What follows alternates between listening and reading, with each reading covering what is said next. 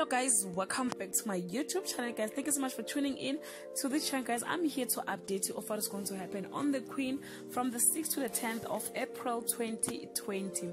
Monday, Disbelief. Skhumbuzo pleads his innocence but no one is hearing him. Kagiso is in an interesting time with Sianda's daughter. On Tuesday, there is life on the line. Gina works to prove her brother's innocence. Harriet is on a war path. On Wednesday, confessions. The pressure on Nomzamo become unbearable. Kagiso dodges his own truth. On Thursday, of Mkodois and men, but this word guys, yo.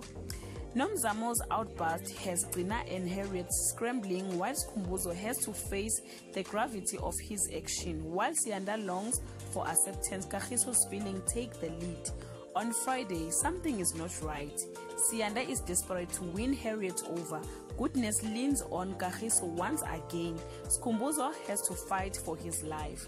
Guys, this is all I have for today, but the fans has been complaining on the streets of social media about the weak exit of Gracious Mabuzo. Most believe that she deserved better as she was a leading character. What do you think guys? You can leave your comment below and share your thoughts. Till we meet again, I love you so much guys. Bye.